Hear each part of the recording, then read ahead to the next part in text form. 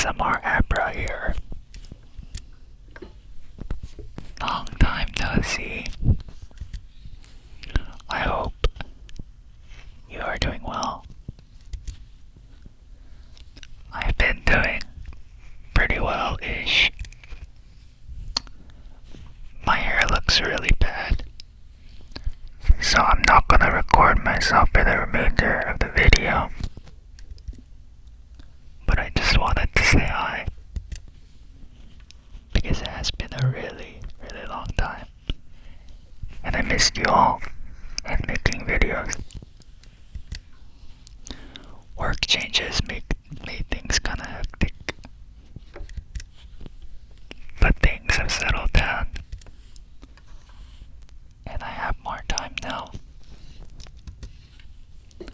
Hopefully it stays that way. Good night and sweet dreams. Happy New Year. 안녕하세요 여러분. 안녕. 잘 지내셨나요? 진짜 오랜만이에요. 그동안 여러분 모두 건강하고 몸 잘 지키고 있었죠? 저는 그동안 일 때문에 일상이 바뀌면서 영상 만들 시간이 없어지더라고요. 하지만 지금은 시간이 좀 생긴 것 같아요. 그동안 응원해주시고 잘 봐주셔서 감사합니다, 여러분. 그리고 새해 복 많이 받으세요. 마지막으로 한국어를 자주 쓰지 않다 보니까 점점 서툴어지는 것 같은데 계속 봐주세요. 잘 자요, 여러분. 잘 자요. 바이바이. How the whale got his throat. In the sea, once upon a time, oh my best beloved, there was a whale, and he ate fishes. He ate the starfish, and the garfish, and the crab, and the dab, and the blaze, and the daze, and the skate, and his mate, and the mackerel, and the pickerel, and the really, truly, twirly, whirly eel. All the fishes he could find in all the sea, he ate with his mouth, so.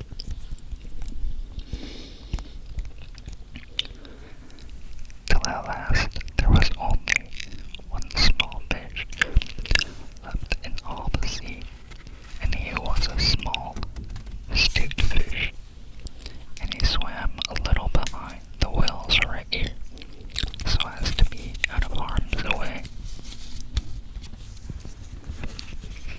Then the whale stood up on his tail and said, "I'm hungry." And the small, astute fish said in a small, astute voice, "Noble and generous cetacean, have you ever tasted man?" "No," said the whale. What is it like?" "Nice," said the small, astute fish. "Nice, but doubly." "Then fetch me some," said the whale, and he made the sea froth up with his tail.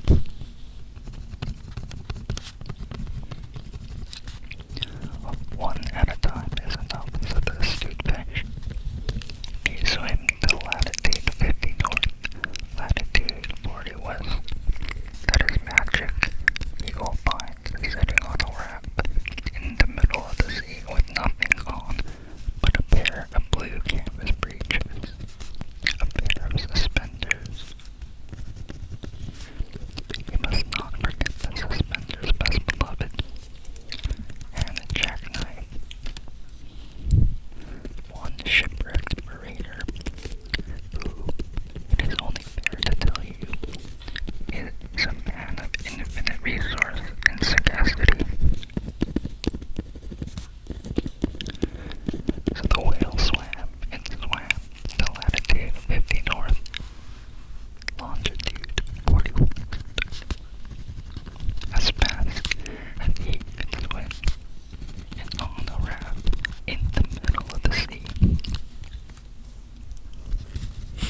with nothing to wear except a blue canvas breeches, a pair of suspenders.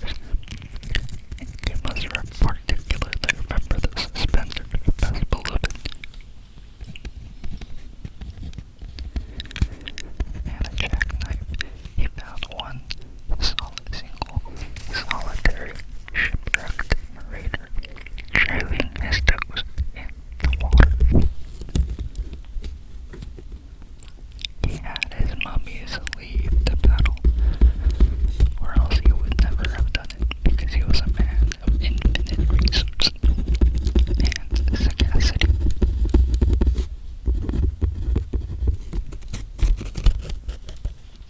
Then the whale opened his mouth back and back and back till it nearly touched his tail.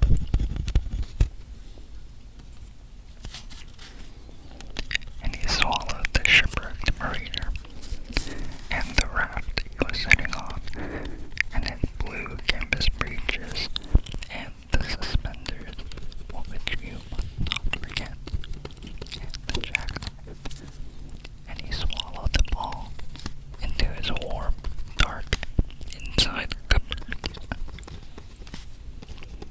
And then he smacked his lips, so, and turned round 3 times on his tail. But as soon as the mariner, who was a man of infinite resource and sagacity, found himself truly inside the whale's warm, dark, inside cupboard, he stopped, and he jumped, and he thumped, and he bumped, and he pranced, and he danced, and he banged, and he clanged, and he hit, and he bit, and he leaped, and he creaked, and he prowled, and he danced, and he banged,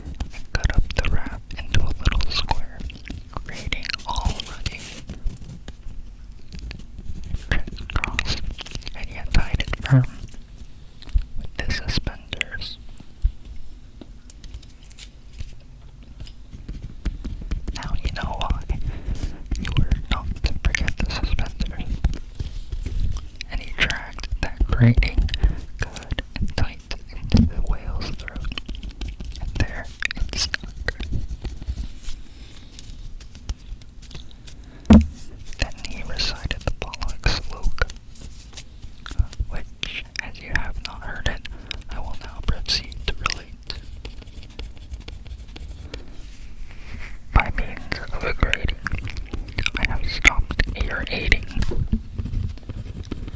For the breeder, he was also an Iberian, and he stepped out on the shingle and went home to his mother, who had given him leave to trail his toes in the water. And he married and lived happily ever after. So did the whale.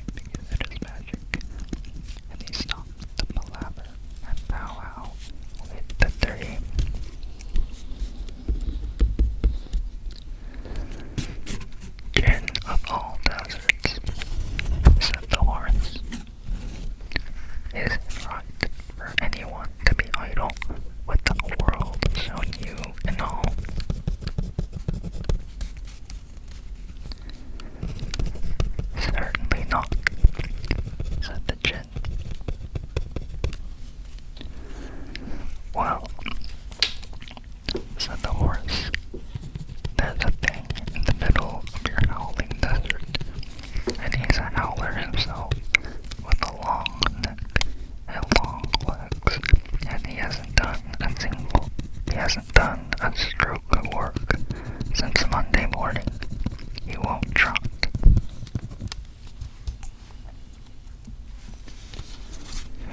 You, said the gin, whistling. That's my camel for all the gold in Arabia. What does he say about it?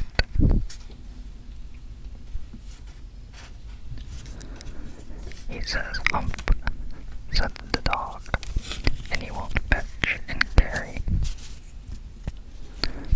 Does he say anything else?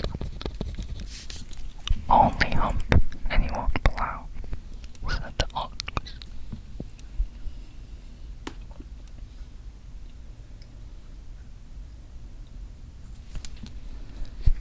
Very good, said the gin.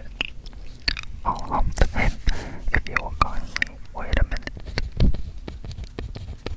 The gin rolled himself up his dusk cloak and took a bearing across the desert, and found the camel most excruciatingly idle, looking at his own reflection in a pool of water.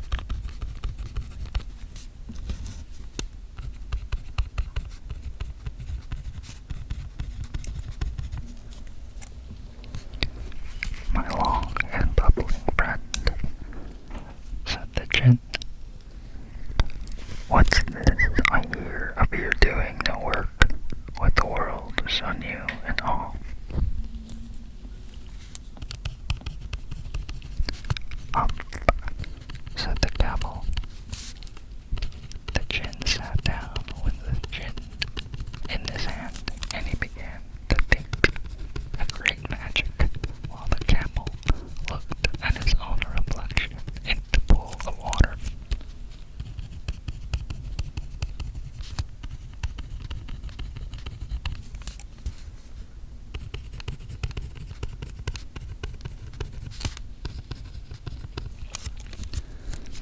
Humph, said the camel. I shouldn't say that again if I were you, said the gin. You might say it too often. Bubbles, I want you to work. And the camel said, Humph, again, but no sooner had he said it than he saw his back that he was so proud of, pumping up into a great, big, lolloping hump.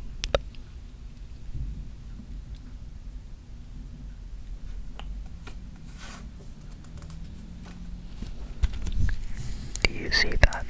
Said the gin. That's your very own hump that you've brought upon your very own self by not working.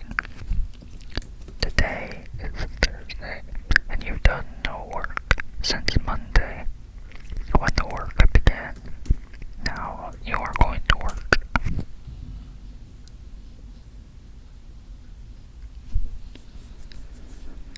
How can I? Said the camel, with this hump on my back. That's made a purpose, said the gin. All because you missed those 3 days.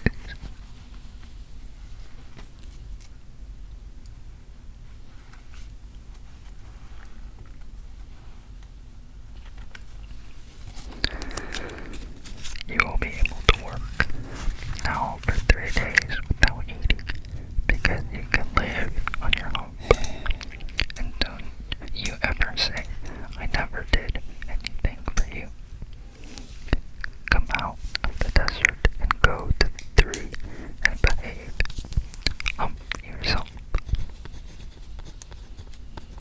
And the camel humped himself, humped and all, and went away to join the tree. And from that day on, and from that day to this, the camel always wears a hump. We call it hump now, not to hurt his feelings.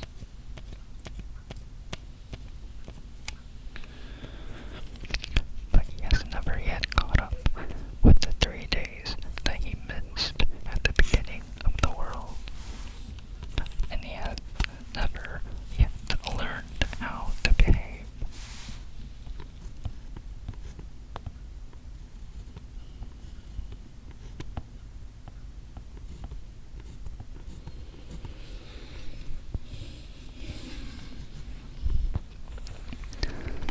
The camel's hump is an ugly lump, which all you may see at the zoo. But uglier yet is the hump we get from having too little to do. Kitties and grown-ups do ooh-ooh if we haven't enough to do ooh-ooh. We get the hump, Camelia's hump, the hump that is black and blue.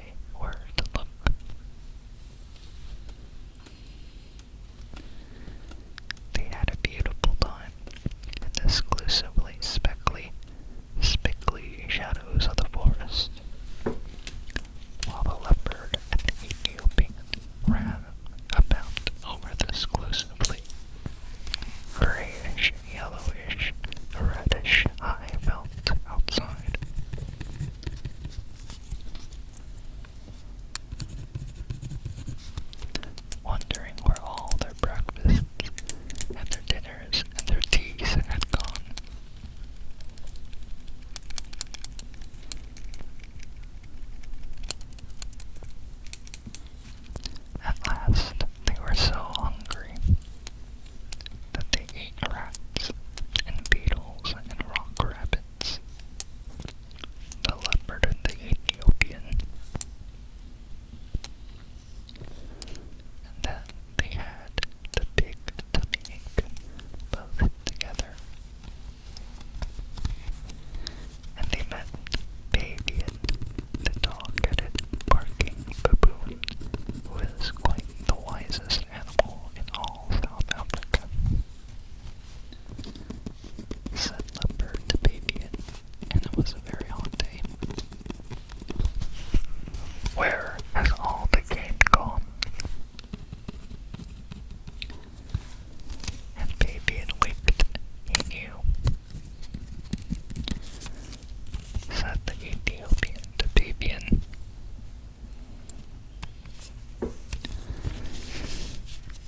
Can you tell me the present habitat of the Aboriginal fauna? That meant just the same thing, but the Ethiopian always used long words. He was a grown-up. And Fabian winked. He knew. Then said Fabian, the game has gone into other spots, and my advice to you, Leopard, is to go into other spots as soon as you can. And the Ethiopian said, that is all very fine, but I wish to know whether the Aboriginal fauna has migrated.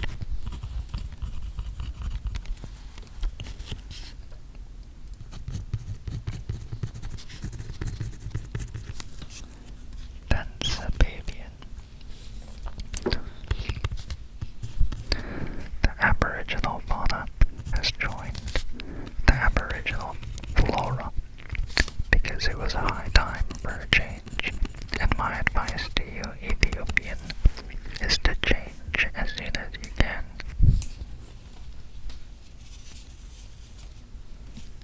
That puzzled the leopard and the Ethiopian, but they set off to look for the Aboriginal flora.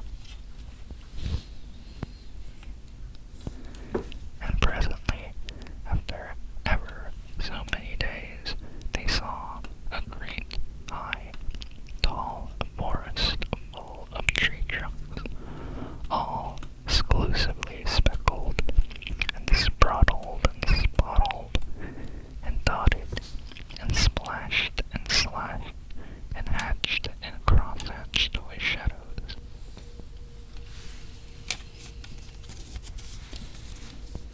Say that quickly aloud, and you will see how very shadowy the forest must have been.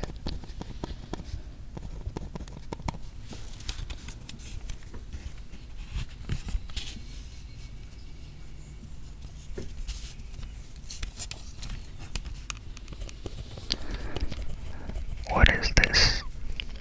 Said the leopard. That is so exclusively dark, and yet so full of little pieces of light. I don't know, said the Ethiopian, but it ought to be the Aboriginal flora. I can smell giraffe and I can hear giraffe, but I can't see giraffe.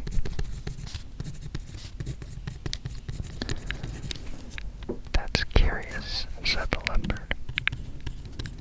I suppose it is because we have just come in out of the sunshine.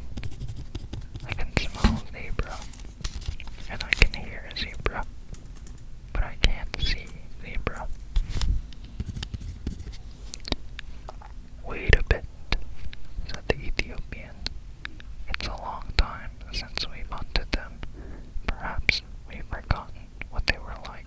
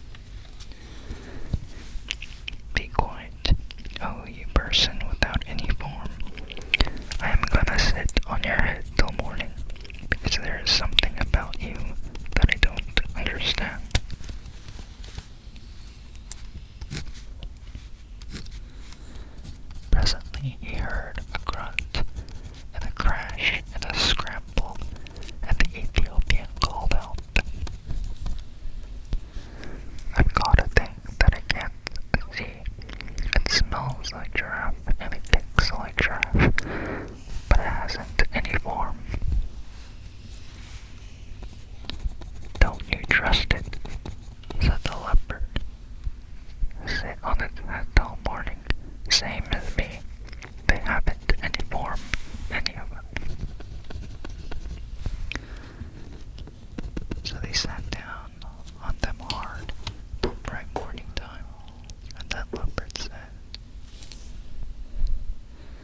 "What have you at your end of the table, brother?"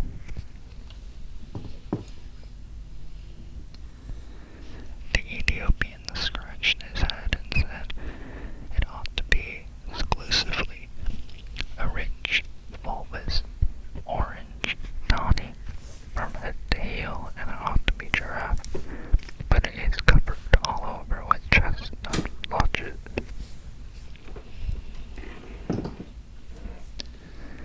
"What have you at the end of the table, brother?"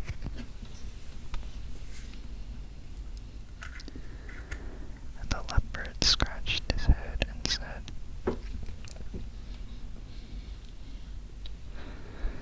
"It ought to be exclusively a delicate grayish fawn, and it ought to be zebra, but it is covered all over with black and purple stripes. What in the world have you been doing to yourself, zebra? Don't you know that if you were on the high belt, I could see you 10 miles off? You haven't any form."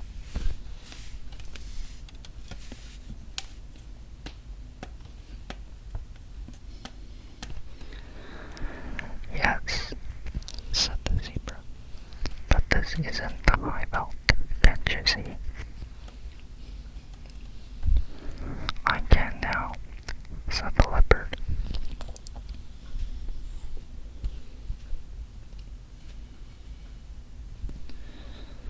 "But I couldn't all yesterday. How is it done?" "Let us up," said the zebra, "and we will show you." They let the zebra and the giraffe get up, and zebra moved away to some little thorn bushes where the sunlight fell all stripy, and giraffe moved off to some tallish trees where the shadows fell all blotchy.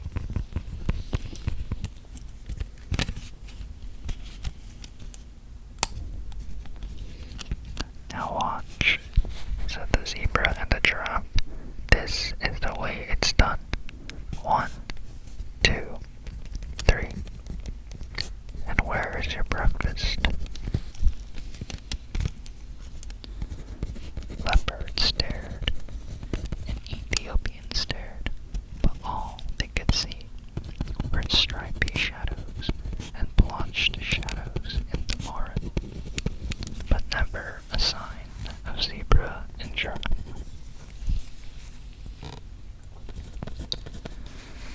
They had just walked up and hidden themselves in the shadowy forest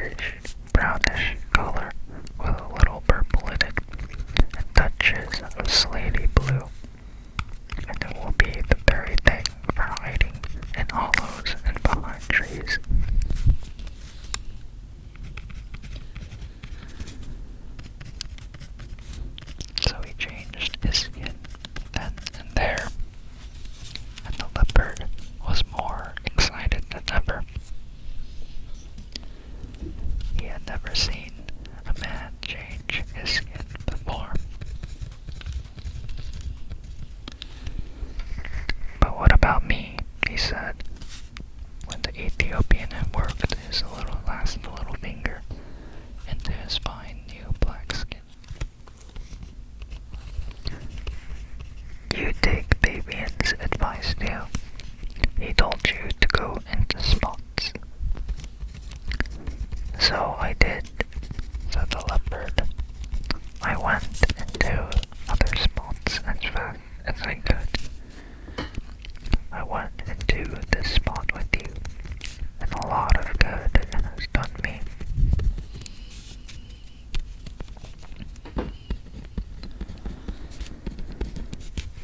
Oh, said the Ethiopian. Fabian didn't mean spots in South Africa. He meant spots on your skin. What's the use of that? Said the leopard. Think of giraffe, said the Ethiopian. If you prefer stripes, think of zebra. They find their spots and stripes give them perfect satisfaction.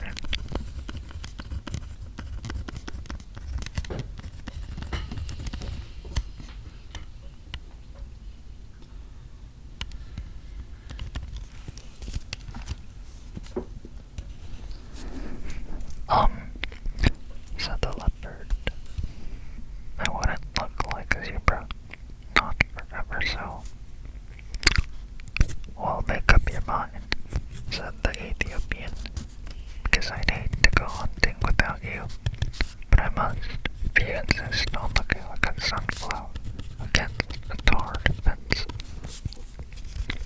I'll take spots then, said the leopard, but don't make him too vulgar big. I wouldn't look like giraffe, not forever so.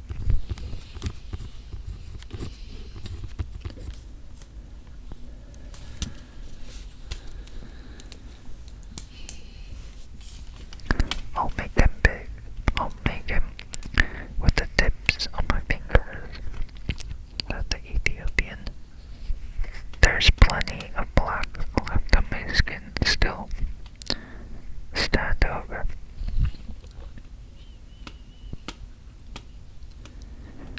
Then the Ethiopian put his 5 fingers close together, and there was plenty of black left on his new skin still, and pressed them all over the leopard, and wherever the 5 fingers touched, they left 5 little black marks, all close together.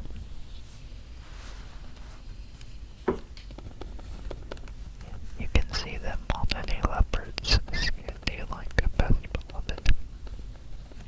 Sometimes the fingers slip and the marks got a little blurred, but if you look closely at any leopard now, you will see that there are always 5 spots of 5 fat black fingertips.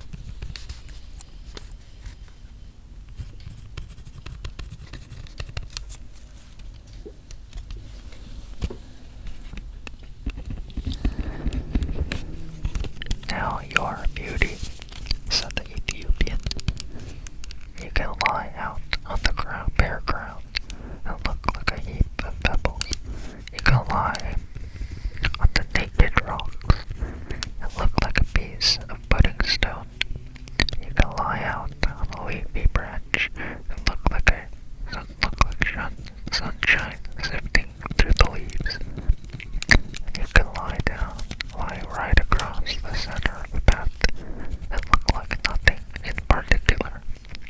Think of that, Emperor.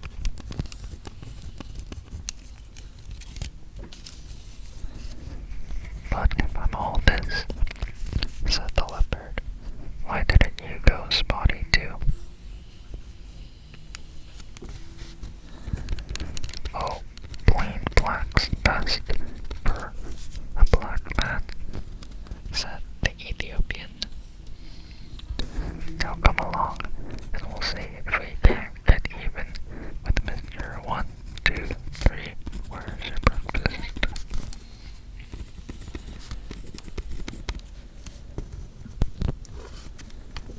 So they went away and lived happily ever after. Best beloved, that is all.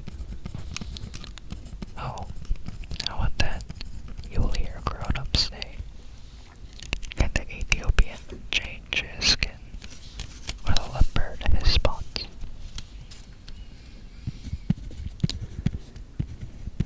I don't think even grown-ups would keep on saying such a silly thing if the leopard and the Ethiopian hadn't done it once. Do you?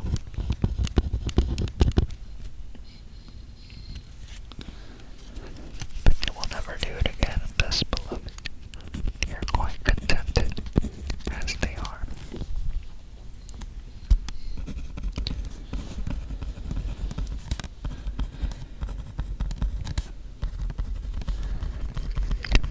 I am the most wise Babian, saying in most wise tones, "Let us melt into the landscape, just us two by our lones. People have come in carriage calling, but Mummy is there. Yes, I can go if you take me. Nurse says she doesn't care. Let's go up to the big sties and sit on the farmyard rails. Let's say things to the bunnies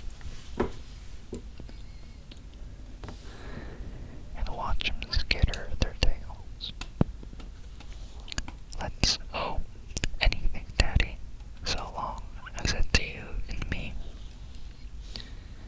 And going truly exploring, not being in till tea. Here's your boots, I brought 'em. And here's your cap and stick. And here's your pipe and tobacco. Oh, come along, not a bit quick."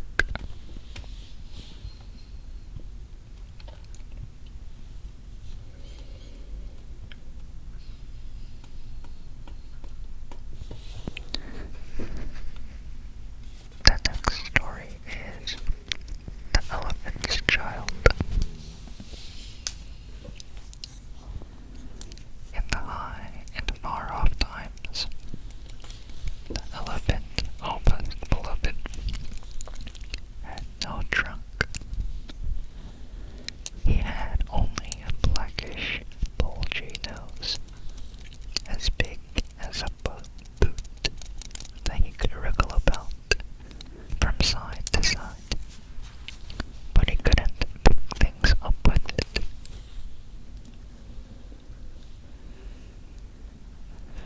But there was one elephant, a new elephant, an elephant's child, who was full of insatiable curiosity.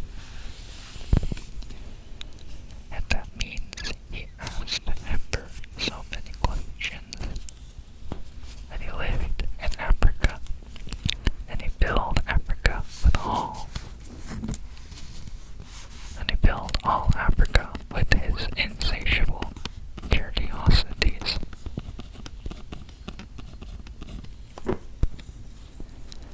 He asked his tall aunt, the ostrich, why her tail feathers grew just so. And his tall aunt, the ostrich, spanked him with her hard claw.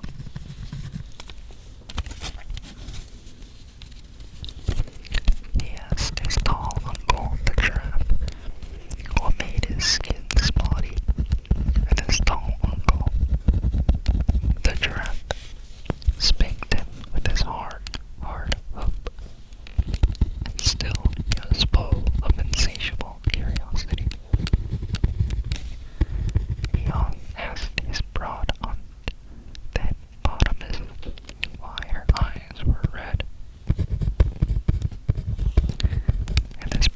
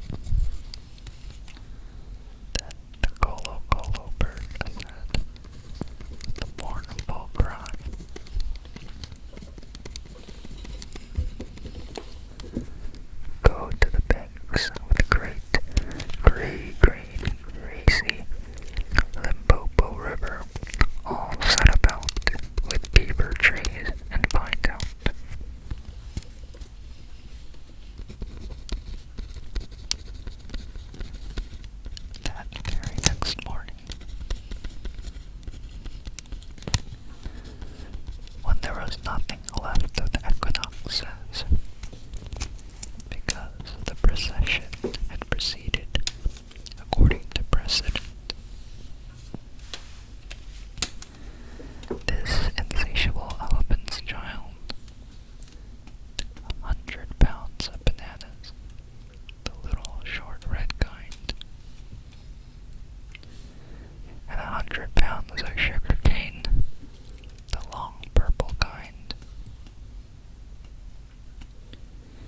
and 17 melons, the green crackly kind, and said to all his families, all his dear families, "Goodbye. I am going to the great gray-green, greasy Limpopo River, all set about with beaver trees, to find out what the crocodile has for dinner."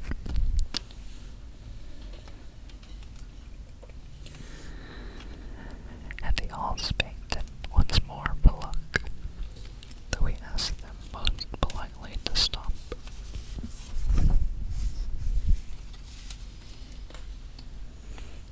Then he went away, a little warm, but not at all astonished, eating melons and throwing the rind about because he could not pick it up.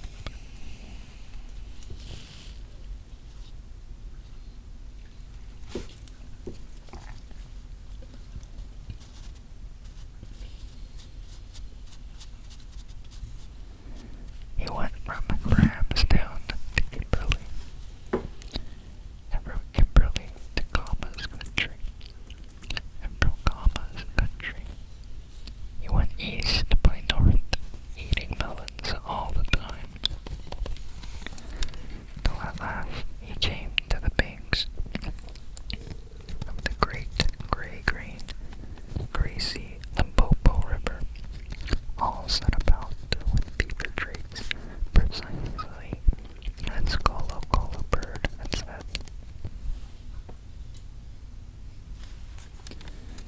Now you must know and understand, O best beloved, that till that very week and day and hour and minute,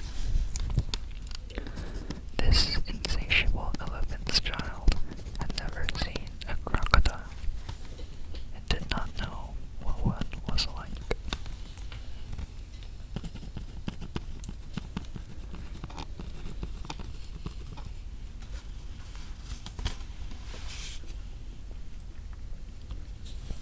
It was all his insatiable curiosity. The first thing that he found was a bi-colored python rock snake curled around a rock. "Excuse me," said the elephant's child most politely, "but have you seen a thing, such a thing as a crocodile in these promiscuous parts?" "Have I seen a crocodile?" said the bi-colored python rock snake in a voice of dreadful scorn.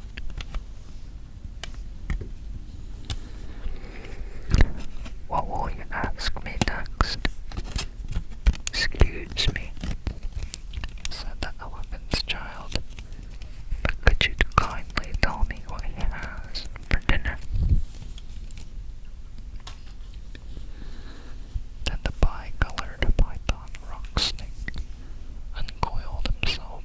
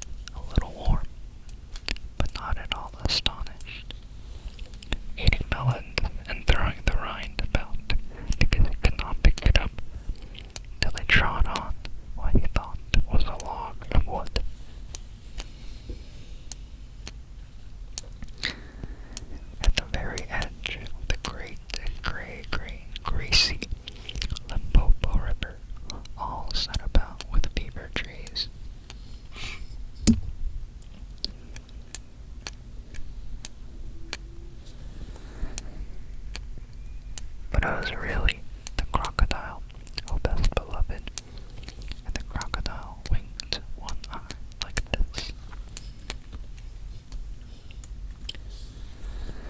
Excuse me, said the elephant's child most politely, but do you happen to have seen a crocodile in these promiscuous parts? Then the crocodile winked the other eye and lifted half his tail out of the mud. And the elephant's child stepped back most politely, because he did not wish to be spanked again.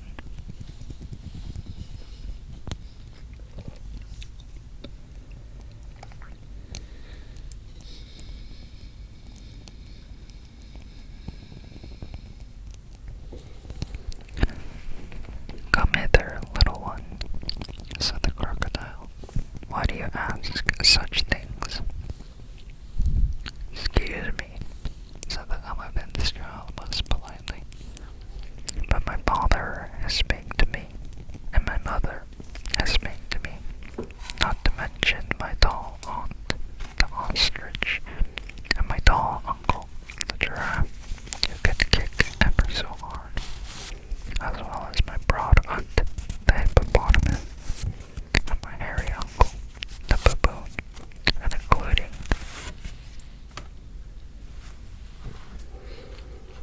the bi-colored python rock snake with the scalesome, flailsome tail just of pink, who speaks harder than any of them. And so, if it's quite all the same to you, I don't want to be spanked anymore.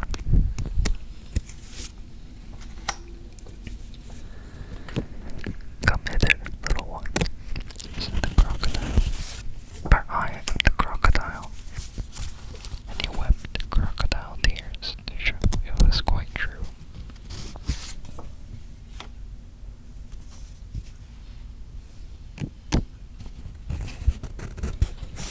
Then the elephant's child grew all breathless and panted, and kneeled down on the bank and said, You are the very person I have been looking for all these long days. Will you please tell me what you have for dinner?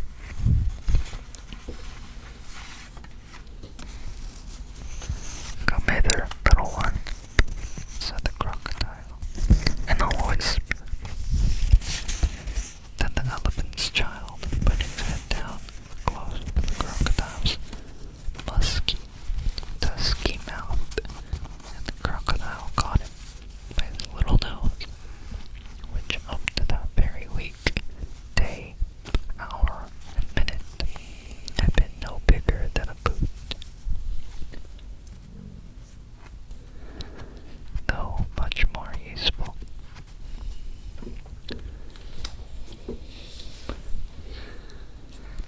I think, said the crocodile, and he said it between his teeth, like this.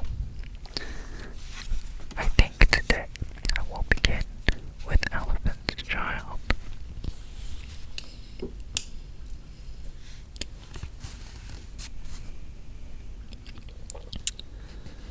At this, oh best beloved, the elephant's child was much annoyed, and he said, speaking through his nose like this, Let go. You are hurting me. Then the bi-colored python rock snake scuffled down from the bank and said, My young friend, if you do not now immediately and instantly pull as hard as ever you can, it is my opinion that your acquaintance in the large pattern leather ulster, and by this he meant the crocodile, will jerk you into yonder limpid stream before you can say Jack Robinson.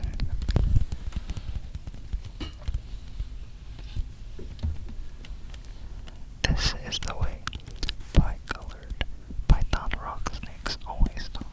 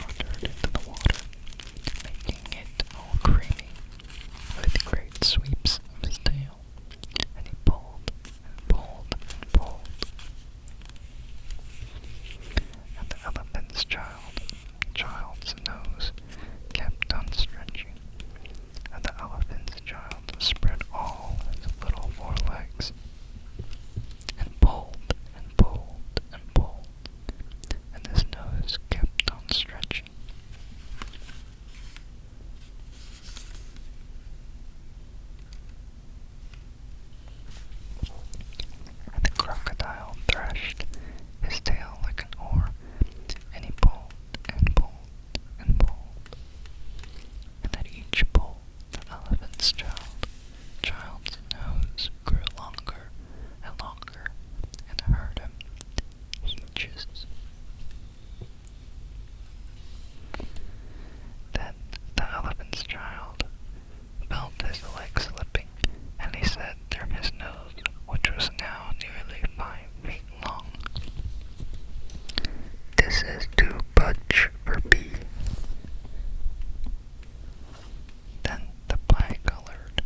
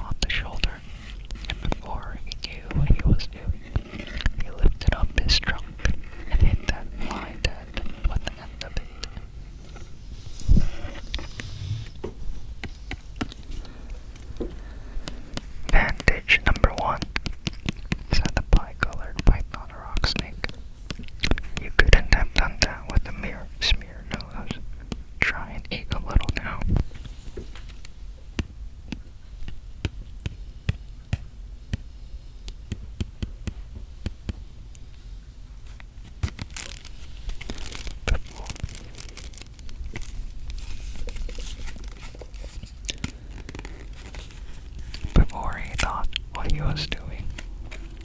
The elephant's child put out his trunk and plucked a large bundle of grass, dusted it clean against his forelegs, and stuffed it into his own mouth.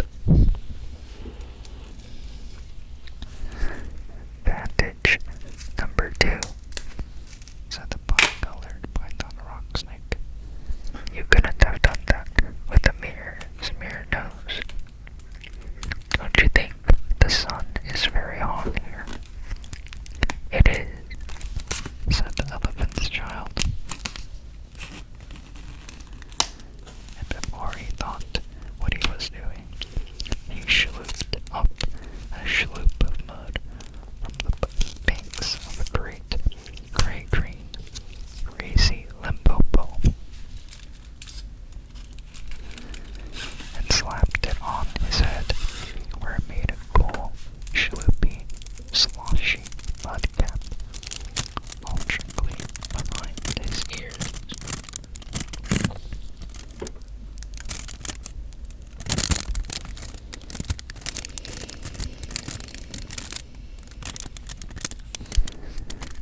Vantage number 3, said the bi-colored python rock snake. You couldn't have done that with a mere smeared nose. Now how do you feel about being spanked again? Excuse me, said the elephant's child, but I should not like it at all. How would you like to spank somebody?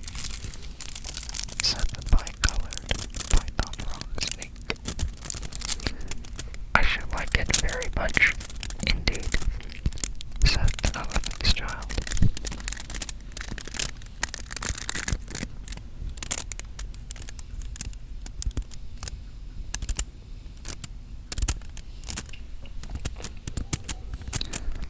Well, said the bi-colored python rock snake, you will find that new nose of yours very useful to spank people with. Thank you, said the elephant's child. I'll remember that. And now I think I'll go home to all my dear families and try. So the elephant's child went home across Africa, frisking and whisking his trunk. And when he wanted to eat fruit to eat, he pulled down from a tree instead of waiting for it to fall as he used to do.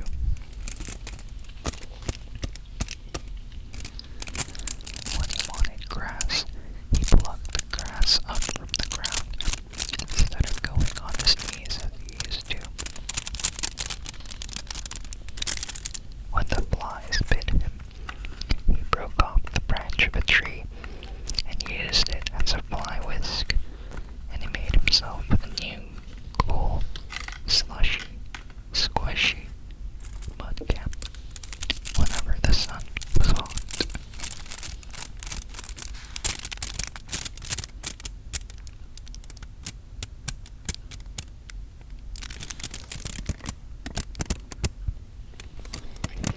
When he felt lonely, walking through Africa, he sang to himself down his trunk, and the noise was louder than several brass bands.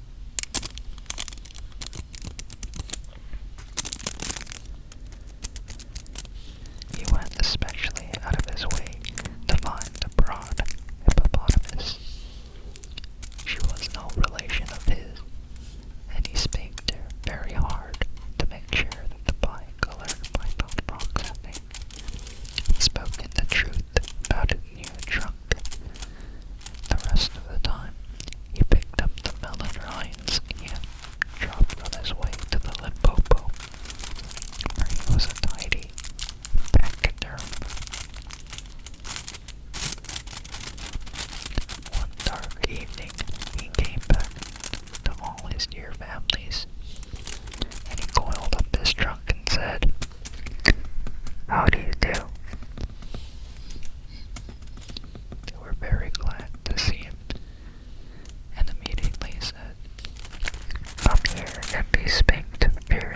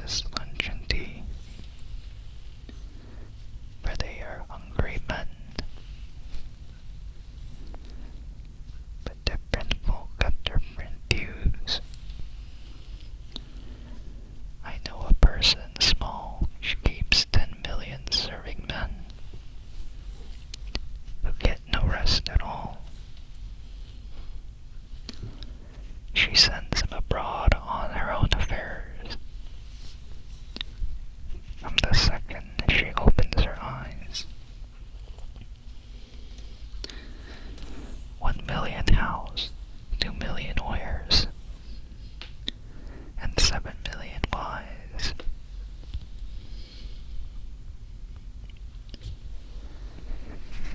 And that is the story of the elephant's child.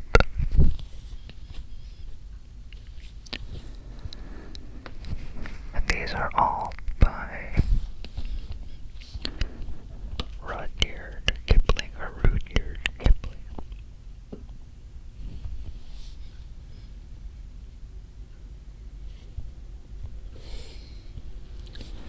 And these come from his Just So stories.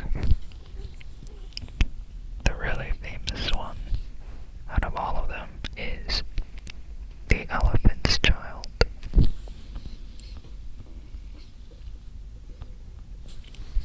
I think I read that, or had that read to me when I was maybe in like kindergarten, but definitely a teacher in school read it to me.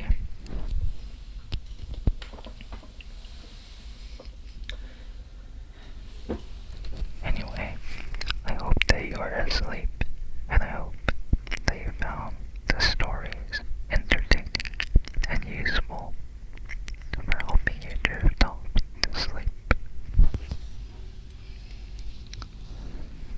If you're still awake,